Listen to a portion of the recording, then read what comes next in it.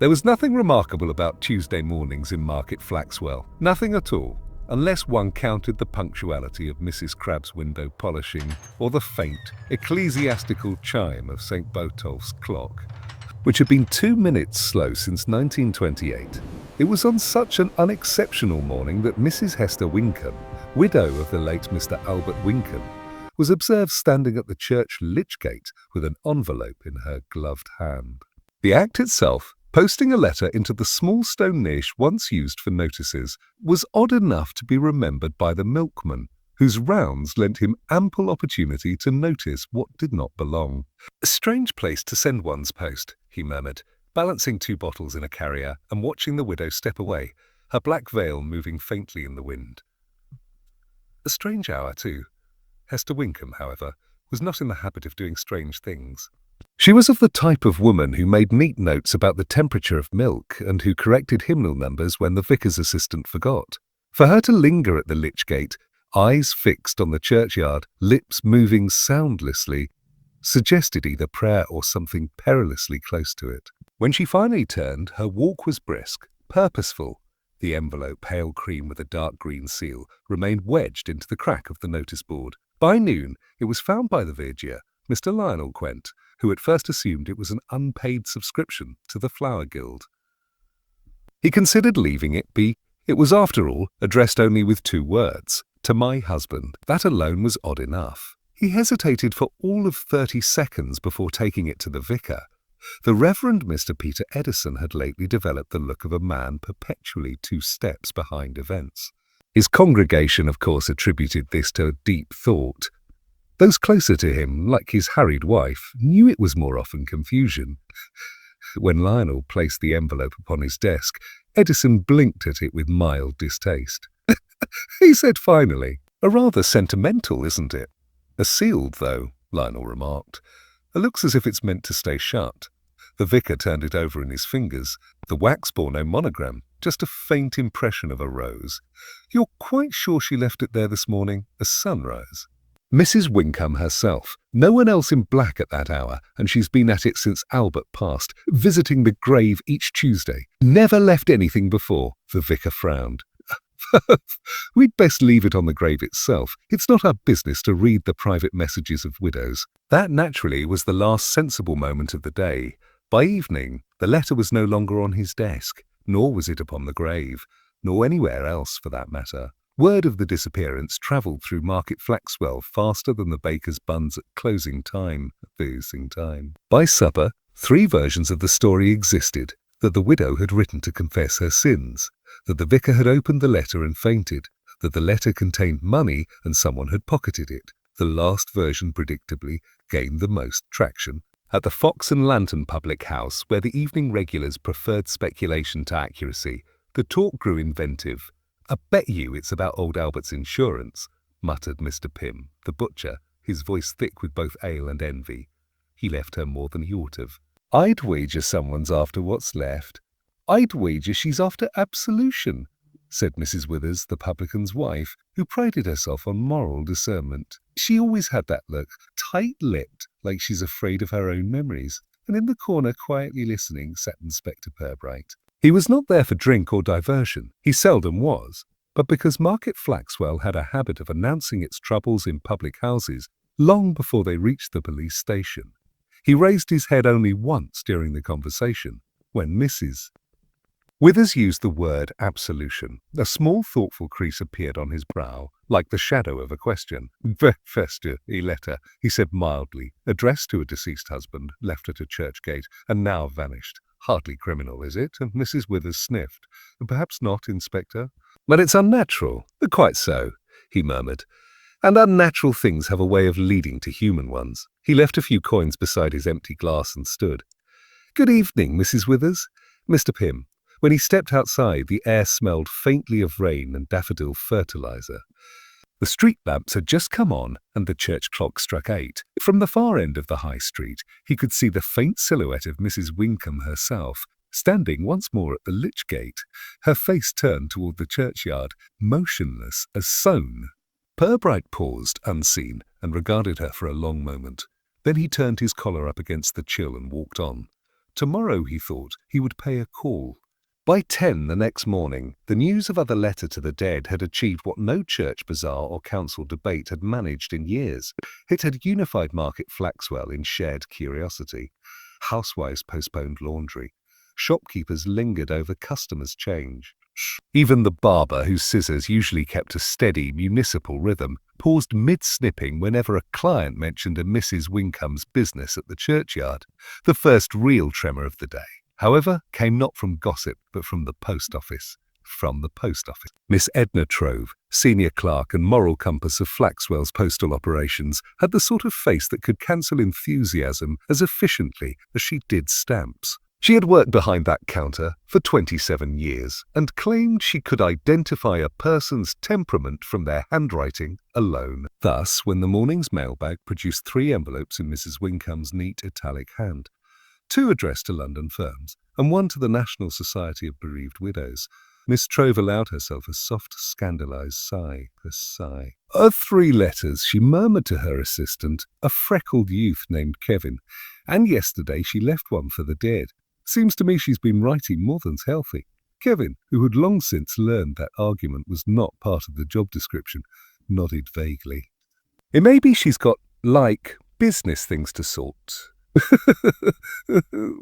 Business just does not require green wax seals, my dear. Green wax is for private matters, sentimental or sinister, sometimes both. At that moment, the bell above the post office door jingled. In came Inspector Pubright.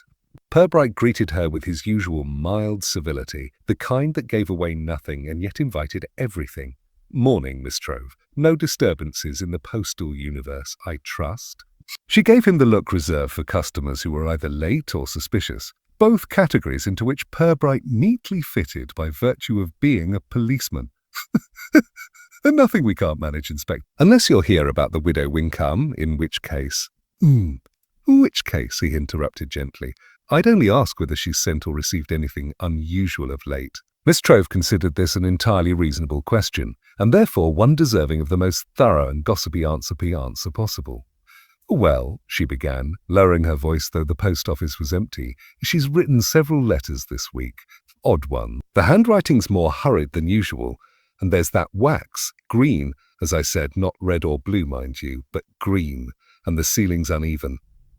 Now, if you ask me, Inspector, that's not grief. That's agitation. Pubright inclined his head slightly, the faintest flicker of a smile in his eyes. Indeed. And where were they sent? One to the National Society, as I said. Another to a solicitor in Lincoln, Mr. Parbrook's office, if I'm not mistaken, and one more to a certain Miss Ivy Tolliday, whose address she had to look up. She looked nervous doing it too. He made no note.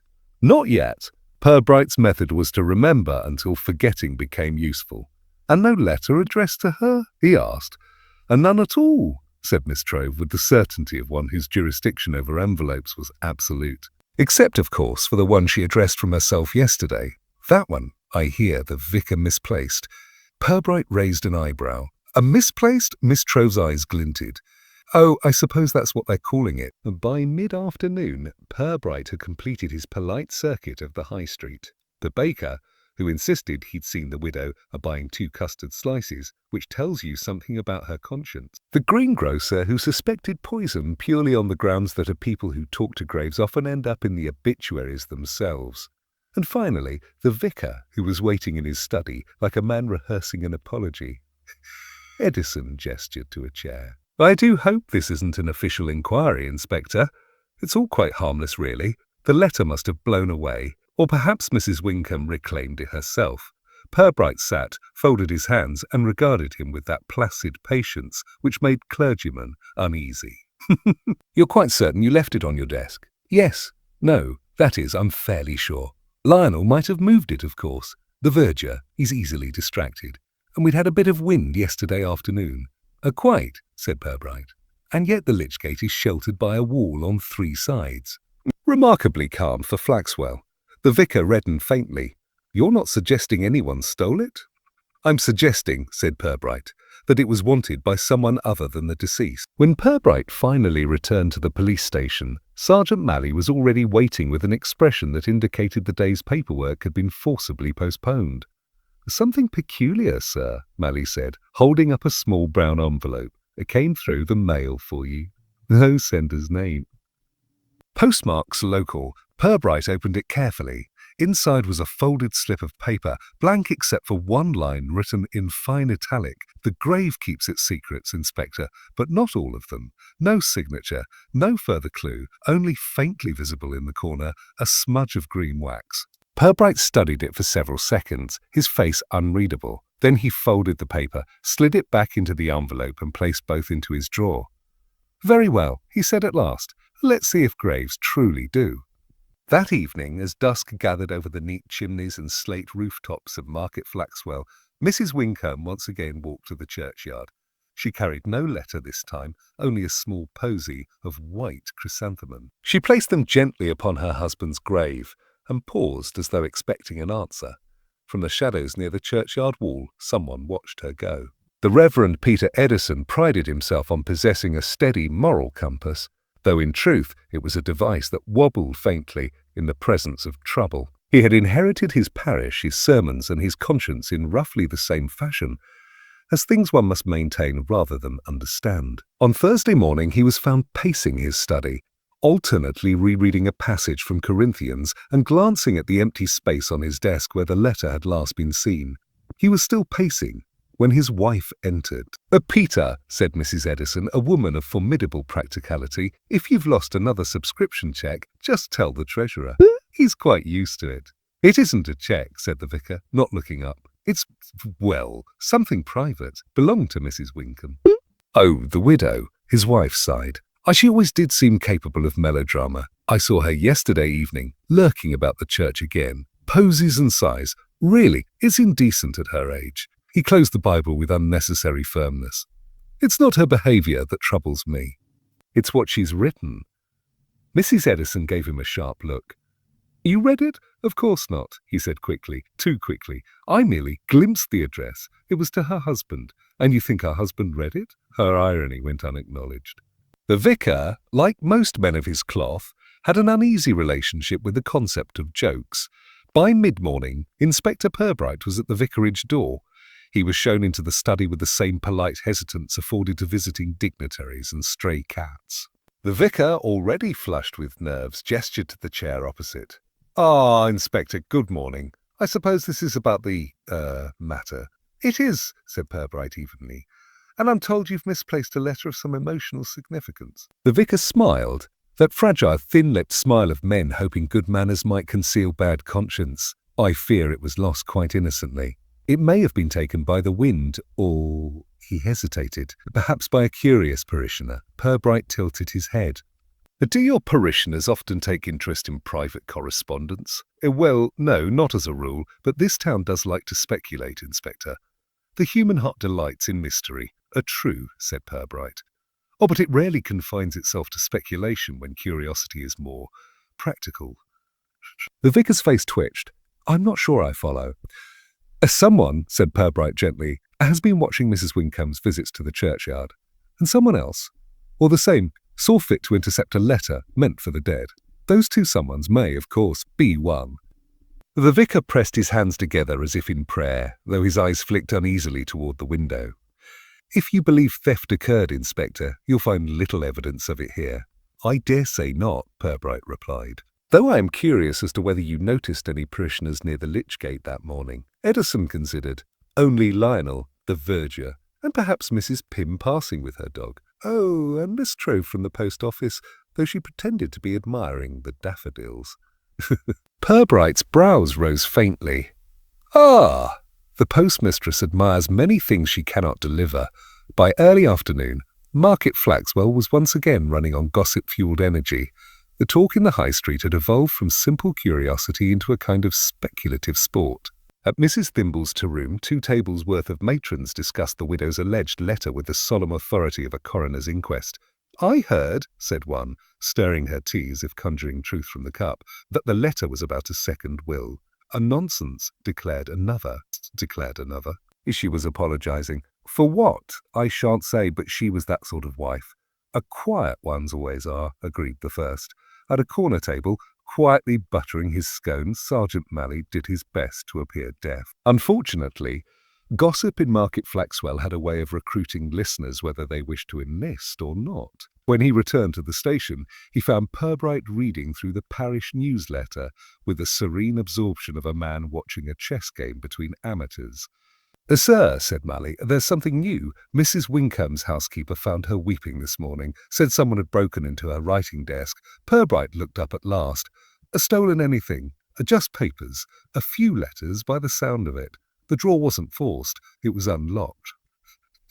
Unlocked? Repeated Pubright thoughtfully. Almost an invitation.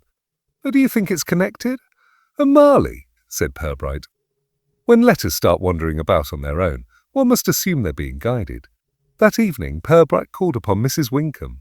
Her house on Rosehill Crescent was one of those trim late Victorian villas built for modest prosperity, lace curtains, polished steps, and an atmosphere of careful survival. She greeted him in black, as always, though her eyes were more restless than sorrowful. Inspector, she said, voice brittle but polite. Was this about my letter? It is, he replied. And perhaps about another. You've had a visitor? She hesitated. Someone has. I was at the grocer's. When I returned, I found the drawer open. My husband's old papers disturbed. Anything missing? Just a letter, one I wrote years ago. To your husband? Her hands clenched slightly.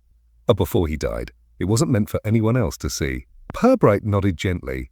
May I ask, Mrs. Wincome, whether the content was personal? She gave a small, humourless laugh. Everything personal becomes public in this town, Inspector, even grief. True, he said softly. Though in Market Flaxwell, grief often has a curious aftertaste of guilt. For a moment she looked at him, sharply, almost accusingly, then turned away. I think you should find the person who took it, she said, before they decide to answer it. Later that night, Pubright stood once more outside St. Botolph's churchyard. The rain had begun, thin, deliberate drops tapping on the iron gate. He watched the lich gate for a while, listening to the steady rhythm of the rain on wood and stone. Then, as he turned to leave, something pale caught his eye, a fragment of paper lodged between the boards.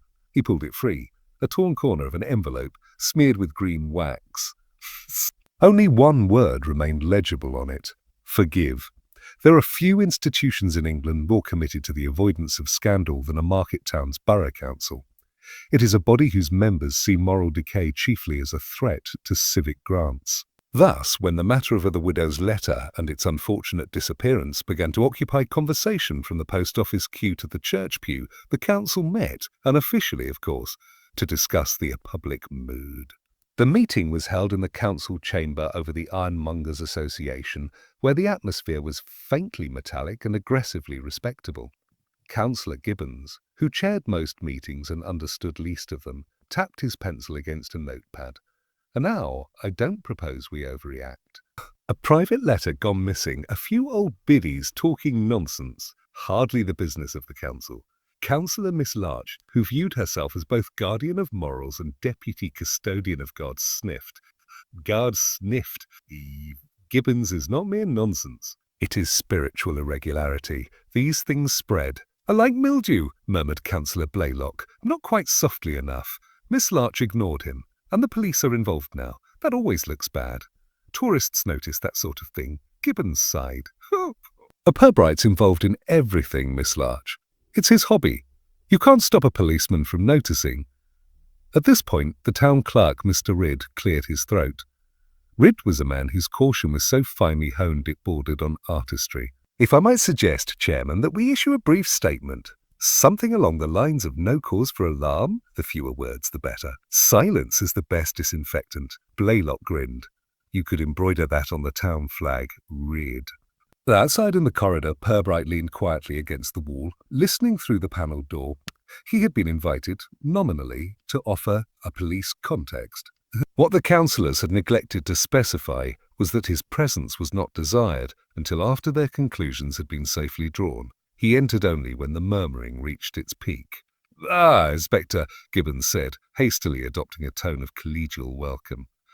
We were just agreeing that there's nothing in this Wincome affair to cause you unnecessary exertion. A simple matter of misplaced post, said Pubright pleasantly. And yet the misplaced post has a curious way of reappearing on other people's desks. Several faces stiffened. The councillors were, as a group, extremely allergic to implication. Meaning? Asked Gibbons too quickly. Meaning, Pubright replied, that Mrs. Winkham reports a second letter missing from her home, taken without force. Read, perhaps, and possibly copied. Miss Larch gave a little gasp. Copied? What on earth for? Sometimes, said Pubright, letters are copied when their contents have value. Blaylock frowned. Blackmail, you mean? Pubright smiled faintly. I didn't say that, councillor, though it's interesting that you did. There was a small silence in which several men shifted their papers and pretended to study their shoes. Finally, Ridd cleared his throat again. Well, I dare say Mrs. Winkham is an imaginative sort. Bereavement can produce eccentricities. Best to avoid alarming the town with rumours. Quite, said Gibbons.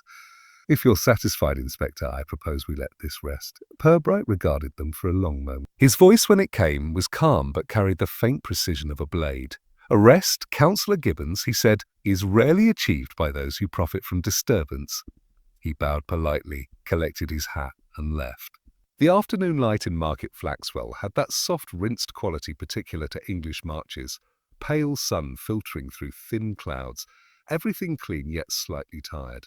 Pubright crossed the square to the police station, his thoughts as quiet as his footsteps. Sergeant Malley met him at the door, holding a small brown parcel. This came by hand, sir. No postmark. Addressed to you. Pubright took it. The handwriting was unfamiliar, rounded and careful. He opened it on his desk. Inside lay an old notebook, leather-bound, frayed at the edges. On the flyleaf in faded ink were the words, Property of Albert Winkham, Church Treasurer, St. Botolph's Parish. Beneath it, in fresher writing, someone had added, he kept better accounts than confessions. Pubright turned the pages slowly. The entries were meticulous, weekly collections, petty cash, floral donations, but further in toward the back the tone shifted. Notes appeared in a different hand, less steady. Lionel has begun to ask questions. Peter says it's not our concern, but he took his share. I cannot keep this forever. He closed the book and sat in silence. So the late Mr. Winkham had not been merely a devout accountant of pew rents. He had been a man keeping records of something less holy. That evening at the Fox and Lantern, the usual crowd was in full chorus. Mark my words, said Mr. Pym. The letter was about money. The church fund's been funny for months. Blenkin down at the bank told me they've had overdrafts more frequent than sermons. Mrs. Withers, ever the moral analyst, nodded. It's always money in the end. Either that or lust, and Flaxwell's too old for the latter. In the far corner, the verger Lionel sat nursing half a pint and an expression of troubled digestion. His conscience, never a robust organ, was gnawing at him audibly. When Pubright at his elbow, Lionel jumped. Evening, Mr. Quent, Pubright said mildly. You've been quiet lately. Lionel swallowed hard. Evening, Inspector. I've had the flu, you know. Keeps one out of mischief. I imagine it does, Pubright said. Though perhaps not entirely. He placed the leather notebook on the table between them. Lionel's eyes widened. His pint trembled. I didn't mean to take it, he blurted.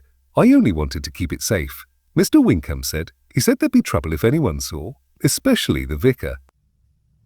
Pubright waited, saying nothing. Lionel looked around nervously. There were payments, Inspector. Small ones, but regular, from the church fund. Not all accounted for.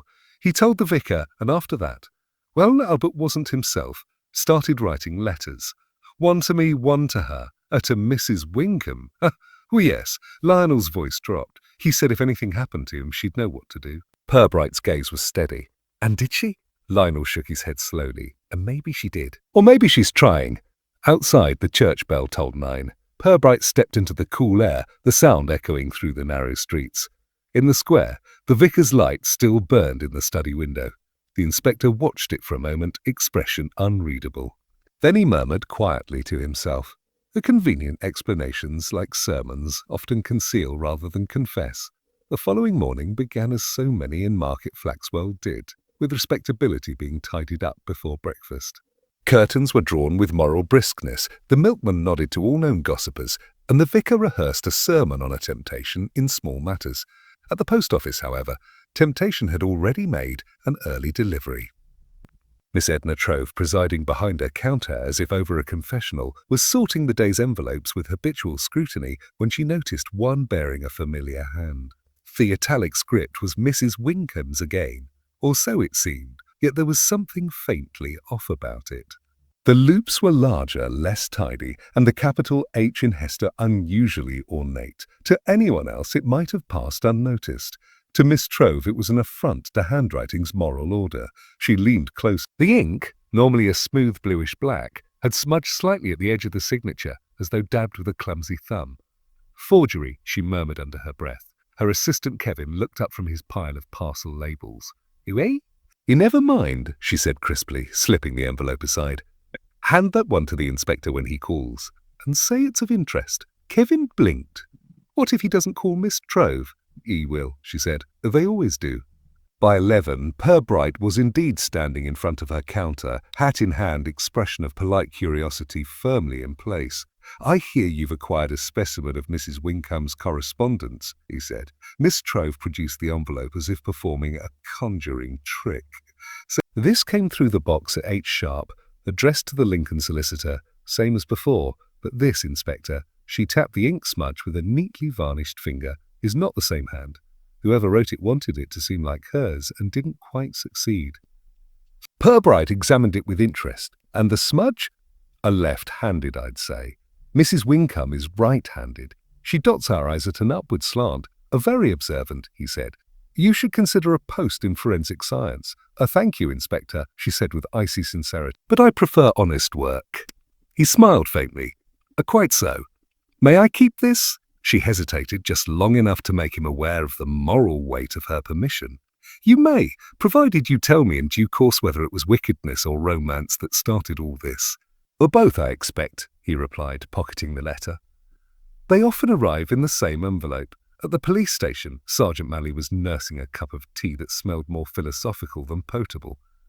Pubright handed him the letter, another addressed to Parbrook and Sons, Lincoln, but written apparently by someone impersonating Mrs. Winkham.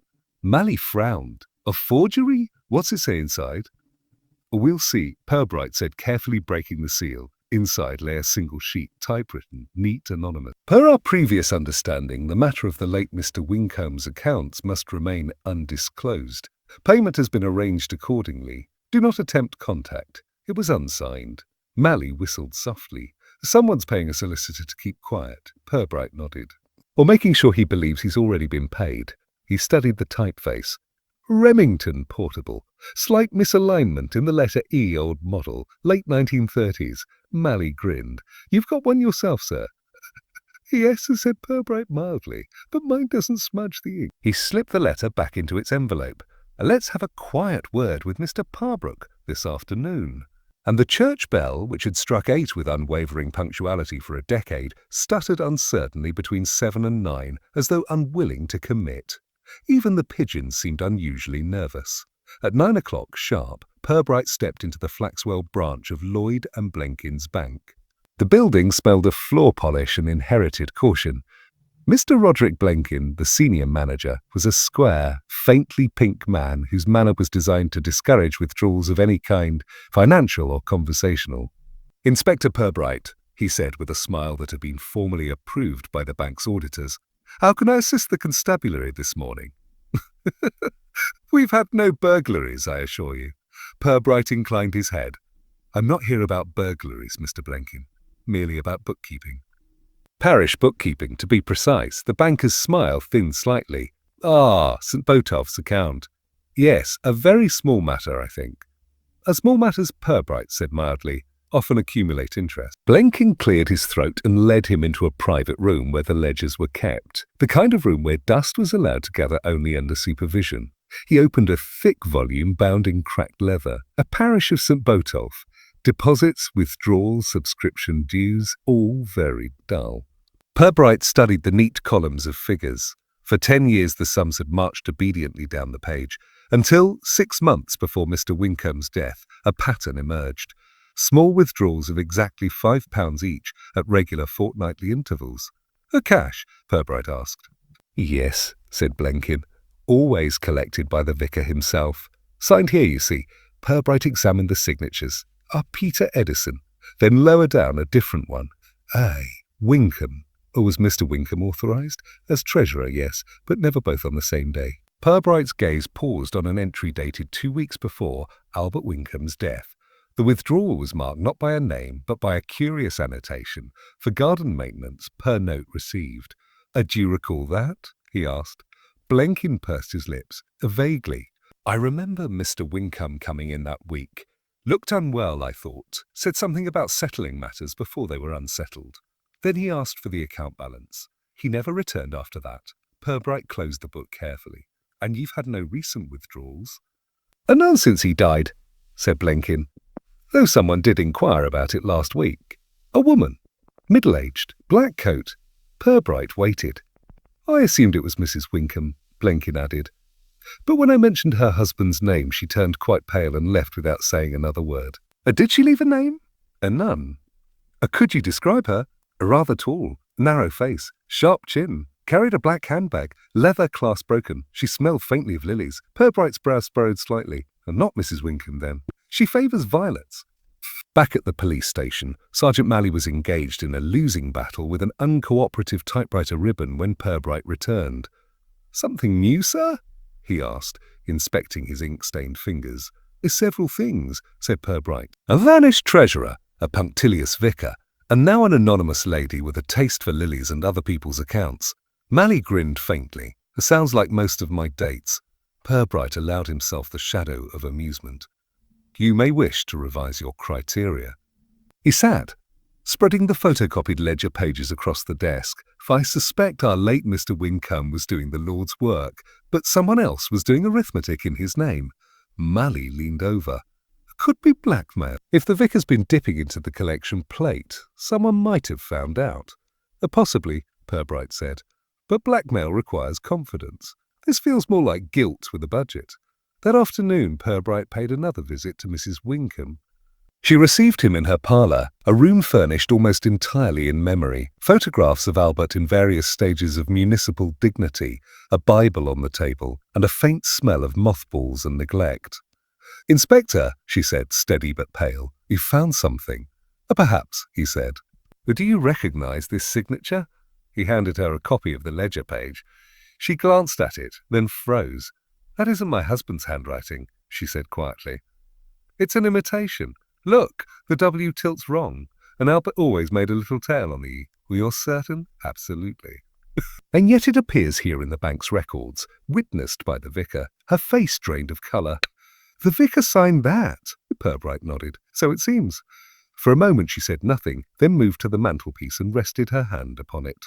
Ahmed Talbert told me, she said very softly, that he'd made a mistake, something about the church funds, but he said the vicar had insisted it was only bookkeeping, no harm done. After he died, I found his old diary. Half of it torn out. Do you still have what remains? She nodded, retrieved a small notebook from a drawer, and handed it over. The remaining pages were written in a cramped, anxious script.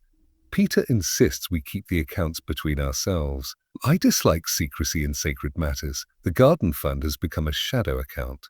He says it spares embarrassment. A letter to Parbrook if anything happens to me. Pirbright closed the diary gently. I believe something did happen to him, Mrs. Winkham. Something other than natural causes. She looked up sharply. You mean? Oh, I mean, Pirbright said, that some people die of conscience, and others merely help them along. That evening, at the Fox and Lantern, the regulars were treated to a new morsel of intrigue. Mr. Blenkin's assistant, a young man of regrettable discretion, had already a let slip to a barmaid that the police were inspecting old bank ledgers. The town drew its own conclusion, namely that the widow had stolen from the church and that Inspector Pirbright was a covering for her out of sympathy. By 9 o'clock, even the milkman had a theory involving poison, lilies, and a secret lover in Lincoln. Pirbright, meanwhile, was back at his desk, examining the typewritten note from Chapter 5. A faint trace of powder marked the corner. Bank dust, the sort found on ledgers. He reached for the telephone. Marley, he said, find out who dusts the parish ledgers at the bank, and whether they smell of lilies. At precisely 10:30, as Pirbright was preparing to leave, Sergeant Malley returned with a folded slip of paper. I got it, sir. The bank cleaner. Miss Ivy Tolliday. Lives above the old drapery shop. Been there since her mother died. Pubright looked up. Yearly holiday. Yes. Why do you know her? She's the same woman Mrs. Wincombe wrote to last week, he said quietly, and the only one who would have seen both sides of the account. He rose, collected his coat, and glanced out the window toward the church spire gleaming faintly in the lamplight. Millie, he said, I think it's time we ask Miss Tolliday whether she's been cleaning ledgers or consciences. The next morning dawned with a sort of determined solemnity. The church bell rang for a funeral. Not, as the town briefly speculated, Mrs. Wincombe's, but that of an elderly spinster whose passing had failed to generate the requisite scandal. Nevertheless, Market Flaxwell turned out in reasonable force. Funerals, like council meetings and public teas, offered opportunities to display sympathy and extract gossip simultaneously. Inspector Pubright arrived just before the service began, ostensibly to pay respects. In truth, he was there for someone among the living, Miss Ivy Tolliday. She stood by the church gate, gloved hands twisting a black handkerchief.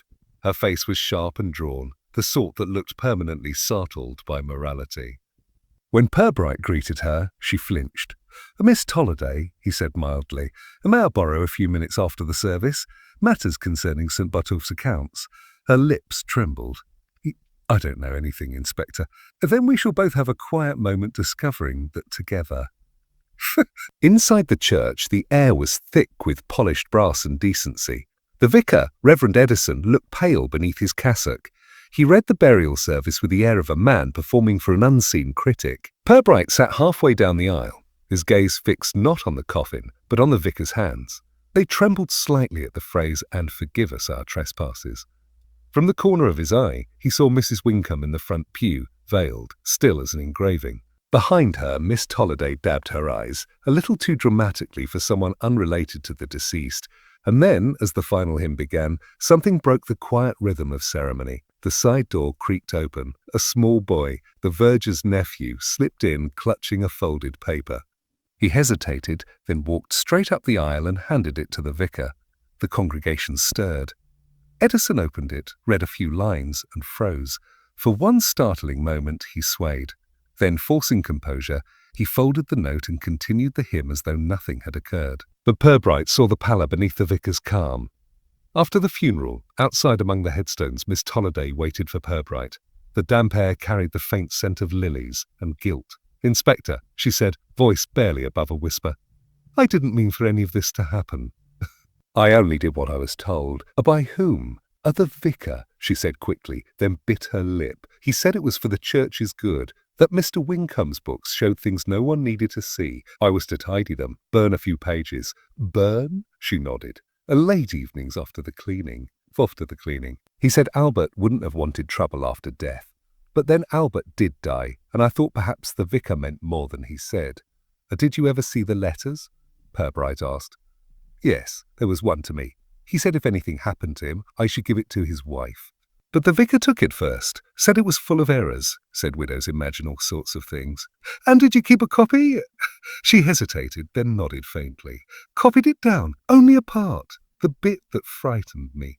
"Frightened you how?" She reached into her handbag and handed him a folded scrap of paper, creased and faintly smelling of ash. "If they ask about the money, tell them it's all accounted for. Tell them Peter knows. Tell no one else. There are things under the church they must not find." Pubright read it twice, his expression unreadable. "And where did you find this originally?" "Inside the parish strongbox. The vicar told me to burn it with the others." At that moment, the vicar himself approached, hat in hand, face carefully arranged in sympathy. "Inspector Miss Tolliday," he said. "A sad occasion, but perhaps a moment for reflection." Pubright regarded him mildly. "Indeed, Reverend, reflection often reveals what confession conceals." The vicar's smile faltered. "You've been speaking with my cleaner, I see. She's impressionable." "Oh, quite so," Pubright said. "But impressionable people often recall more detail than prudent ones, especially when asked to destroy evidence." Edison's jaw tightened. "I beg your pardon?" Pubright held out the slip of paper. "I recognize this." The vicar glanced at it, then looked away. "A meaningless scribble, probably some clerical note of Albert's." "A clerical," said Pubright evenly, "in both senses, I imagine." Before the vicar could reply, a shout came from the far end of the churchyard. Two gravediggers stood staring into the open grave, the one just used. "Inspector," one called.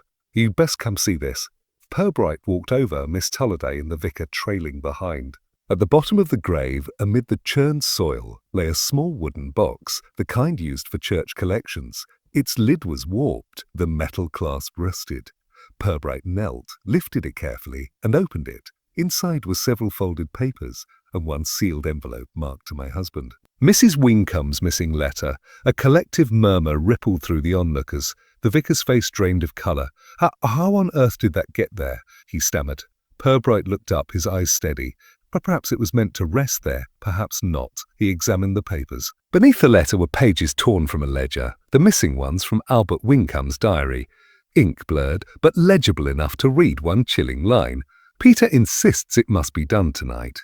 He says the cellar beneath the vestry will keep its secret well enough." The vicar stepped back. "This is absurd. I had nothing to do with this." "Then you won't mind showing me the cellar," Pubright said quietly. The small crowd parted as he led the way toward the vestry door. The key hung conveniently on a hook nearby. The air inside was cold, smelling faintly of damp and candle grease. Steps led down to a low arched cellar lined with stone.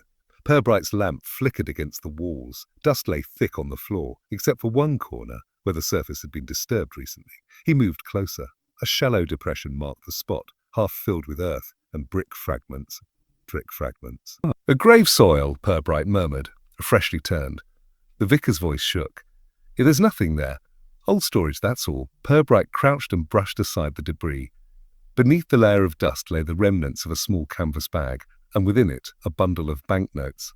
The inspector stood slowly, holding the evidence up to the lamplight. "The £10 notes," he said. "Are parish funds, I should think. Enough to pay for silence twice over." The vicar took an unsteady step backward. "No, I didn't steal them.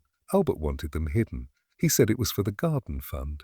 "Then why?" Pubright asked quietly. "Did he write that you insisted?" Up above, through the open vestry door, the church bell began to toll again, though no one had touched the rope. For a long moment, no one spoke. The vicar's hands trembled.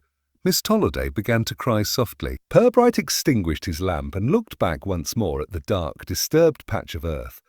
"Some funerals," he said, "refused to stay finished. Inspector Pubright did not sleep that night." It was not the usual insomnia of policemen, those endless mental rehearsals of statements, times, and alibis, but a more human unease, a moral indigestion. He sat in his modest sitting room, coat still on, pipe unlit, the letter and the torn ledger pages spread before him. The lamplight caught faint motes of dust, each turning lazily in the air, as if reluctant to settle. The evidence was, in a sense, complete. Forged entries, concealed funds, and a conveniently moral vicar whose tremors had nothing to do with faith. Yet the pieces did not fit into the shape of simple guilt. Albert Wincombe had died of heart failure, according to the death certificate, and indeed he might well have. But the timing of his heart's failure, just as the accounts began to unravel, struck Pubright as more than natural coincidence. He picked up the widow's recovered letter again, the one marked to my husband. It had remained sealed until that afternoon. Out of respect, he had not opened it then. Out of curiosity, he opened it now. The handwriting was neat, firm, and unafraid. "My dear Albert, I have forgiven you long ago, though I do not think you meant to do me harm. Whatever you did with Peter, I trust it was done in weakness, not wickedness. The truth may never come out, but I could not let your conscience bear it alone. If anyone finds this, let them know that I loved you, even when you lied, your Hester." Pubright folded it carefully, almost tenderly. There it was again. Not malice, but mercy. The kind of mercy that forgives before it understands, and thus perpetuates misunderstanding indefinitely. He rose, poured himself a cup of tea from the cold pot, and stared out the window at the lamplit street. Flaxwell looked peaceful, as it always did when something scandalous had just occurred. The following morning brought no official drama. The vicar, though unwell, had remained at home. Miss Tolliday was said to be visiting relatives in Lincoln, and Mrs. Wincombe had taken to her bed with a shock. The town, of course, had already decided he was guilty. It was, as ever, the one who looked most nervous while shopping. At the police station, Sergeant Malley had compiled a neat summary of the case so far, or as neat as could be achieved when half the witnesses contradicted themselves by instinct. "It seems clear enough, sir," he said, handing Pubright the notes. The vicar dips into funds, Wincome finds out, arguments follow, heart gives way, maybe helped along. Widow writes letters, someone steals them to keep her quiet. Classic moral collapse, bit ecclesiastical, but tidy. Pubright smiled faintly. Tidy, yes, too tidy. You know what tidy explanations are, Mally. Comforting, sir? Exactly. Uncomfort, said Pubright, is the enemy of truth. He returned the file. I tell no one we've finished, especially those who think we have. At noon, Pubright took his habitual walk through the market square. The traders nodded. The butcher's boy waved. Mrs. Withers called from the pub door. You'll have your man soon, Inspector. They always trip over their own lies. Pubright tipped his hat politely. If only they'd tripped sooner, Mrs. Withers, my work would be far less dignified. Dignified. He stopped at the churchyard gate, gazing at the fresh mound where the small box had been found. Someone, almost certainly Mrs. Wincome, had placed a single sprig of rosemary there. He thought of her letter again. I could not let your conscience bear it alone. It was a peculiar phrase. It was a peculiar phrase. Not the sin, not the secret, but the conscience. It suggested complicity, or at least knowledge. Pubright frowned. What if Albert Wincome had not been blackmailed at all? What if he had been persuaded, gently, morally, into helping the vicar cover some petty mismanagement of funds? And when it went wrong, both had sought forgiveness in the wrong direction, upward toward heaven, instead of outward toward each other. And what if Pubright thought forgiveness had been fatal? He made his way to the vicarage that afternoon, where Mrs. Edison received him at the door. "Me husband is resting," she said, in the tone of one accustomed to making rest permanent. "Then I shall not trouble him long," Pubright replied.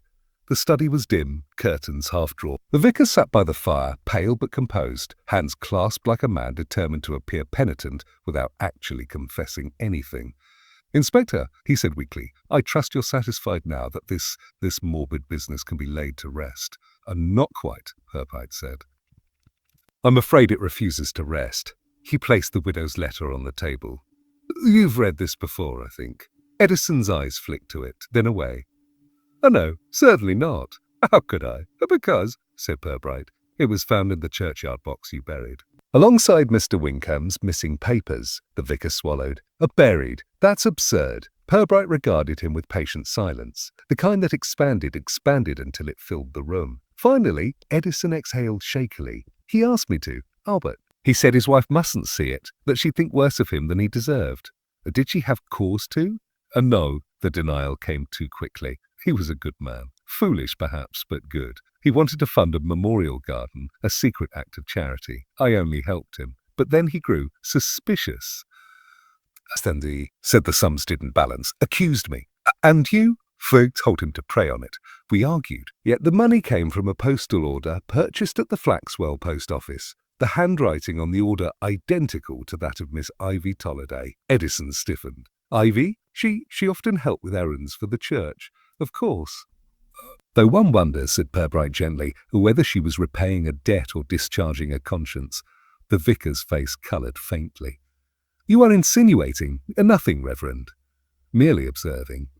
"Still, it raises a question." Pubright leaned back slightly, his tone almost casual. "When Albert Wincome threatened to expose the irregularities, did you remind him of the verse you just quoted? A time to keep silence. For a heartbeat, the garden was perfectly still except for the soft drip of rain from the branches." Then the vicar's fingers tightened on the edge of his Bible. "I told him words once spoken cannot be unsaid," he said slowly. "I thought to calm him." "And did it?" Edison's eyes flickered. "He left. Quietly, quietly, quietly," repeated Pubright. "That's the adverb guilty men favour." Mrs. Edison reappeared with a tray of tea. Her manner was brisk, her eyes wary. Pubright accepted a cup. "Your husband," he said lightly, "has a fine garden. I imagine the memorial fund, were it legitimate, would have beautified it further." The vicar looked up sharply. His wife's hand trembled, rattling the saucer. "A memorial fund?" she echoed. "A charitable project," said Pubright. "Of sorts. Perhaps you know nothing of it." "I know," she said coldly, "that my husband has been too trusting." There was, behind the words, something more brittle than anger, fear. It was enough to confirm Pubright's suspicion. She knew. And knowing, she had helped him keep silent. He rose, brushing a leaf from his sleeve. "One final question, Reverend, before I leave you to your meditation. When you buried the collection box, why choose that particular grave? Edison's lips parted, but no sound came. Mrs. Edison stared at him. I didn't choose, he managed. It was Lionel, the verger. He said the soil was soft after the burial. Pubright nodded gently. Yes, conveniently soft. But Lionel remembers you giving the instruction, so I must ask, why that grave? Because it was empty underneath? The vicar's face drained of colour. Underneath, his wife whispered. Purbright's tone remained calm, almost apologetic. There's an old drainage tunnel there. Leads beneath the vestry wall. Someone used it recently. Someone, perhaps, who thought a hiding place safer than a confession. For a long moment no one spoke. Then the vicar said quietly, You've already decided. Not at all, Pubright replied. I merely prefer that the truth arrive by invitation rather than warrant. He replaced his hat, nodded courteously to Mrs. Edison, and walked back down the garden path. At the gate he paused, turned and delivered the question that would later echo through every parlour in Flaxwell. Reverend Edison, when you said Albert Winkham left quietly, did you mean he walked away, or that you watched him stop breathing? He did not wait for an answer. That evening the town was alive with rumour. Some claimed Pubright had arrested the vicar on the spot. Others swore he'd been found preaching repentance to an empty church. Only Pubright himself knew the truth. He had left the rectory with nothing but silence behind him, and that silence, he suspected, would speak louder than any confession. He spent the night writing a single line in his notebook. A conscience shared becomes a conspiracy. Then he closed the book, set out his teacup, and waited for morning. Market Flaxwell was in its element that Thursday evening. The parish hall glowed with a sense of moral event. Chairs aligned, doilies under every plate, and a faintly resentful smell of weak tea and stronger opinions. Officially, the gathering was for the Ladies' Altar Guild annual raffle and Thanksgiving tea, and in the struggle his heart failed. You knelt beside him, you prayed, and then you hid what remained, the letter, the papers, the money, telling yourself it was mercy. Edison's lips moved soundlessly. Pubright went on, still quiet. A Mrs. Winkham, when you wrote your letter, you suspected something, but you forgave him. Perhaps because you guessed the truth, perhaps because forgiveness costs less than certainty. He looked around the hall, at faces transfixed by decorum's collapse. Market Flaxwell, I find, has an unusual talent. It turns sin into social inconvenience. This affair was never about greed or malice. It was about people doing wrong in the hope of appearing right. He straightened, the faintest trace of weariness in his eyes. No more needs to be said in public. The authorities will be discreet. The dead may rest at last, provided the living stop rearranging their ghosts. For a long moment, no one moved. Then Mrs. Edison rose, placed her teacup down with absolute precision, and said in a voice of perfect composure, My husband will accompany you, Inspector. Edison turned to her, surprise, relief, despair all flickering across his face. Margaret, he began. Enough, Peter, she said. We shall not have the bishop learning of this from Mrs. Withers. Pubright inclined his head. Wise precaution. They left quietly, the crowd parting with the solemn fascination of theatre-goers at the end of a tragedy. Outside, dusk was settling over the town, the lamps glowing pale through the mist. Pubright walked a little behind the couple, neither hurrying nor delaying them. At the rectory gate the vicar stopped. Will there be charges? Pubright considered. There will be paperwork, certainly. There will be paperwork. As for the law, manslaughter by negligence is difficult to prove after so much time and sanctity. Edison bowed his head. Then may God forgive me. Perhaps, said Pubright gently. He already did. The rest of us may take longer. The vicar gave a faint, weary smile. You're kinder than you sound, Inspector. Pubright shook his head. Just practical. In Flaxwell, public contrition is usually punishment enough. He watched them disappear through the gate, then turned back toward the square where lights from the parish hall still flickered. Behind him, faintly, came the first notes of the church bell, hesitant, almost uncertain, before it found its rhythm again. The week that followed the Altar Guild incident, as it was swiftly and unofficially titled, brought a remarkable calm to Market Flaxwell, the kind of calm that follows a storm only because everyone has agreed to pretend it never happened. The vicar's name was absent from the next Sunday's bulletin. Instead, the service was conducted by a visiting curate from Lincoln who smiled too much and preached on the virtues of discretion. His sermon was very well received. Mrs. Edison announced that her husband was recuperating quietly, though whether in body or reputation she did not specify. She handled inquiries with a composure that bordered on artistry, offering sympathy, scripture, and shortbread in exactly the right order. Miss Ivy Tolliday left town for family reasons, having discovered relatives in Shrewsbury at a most convenient distance. Lionel Quent, meanwhile, developed what he called a calling to simpler employment and applied to manage the municipal cemetery, where he could bury gossip as efficiently as people. Mrs. Winkham! She resumed her Tuesday visits to the churchyard. She came without letters now, only flowers, and if she sometimes lingered longer than necessary, no one thought it unseemly. Market Flaxwell, after all, values endurance above all other moral virtues. Inspector Pubright made no formal report to the press.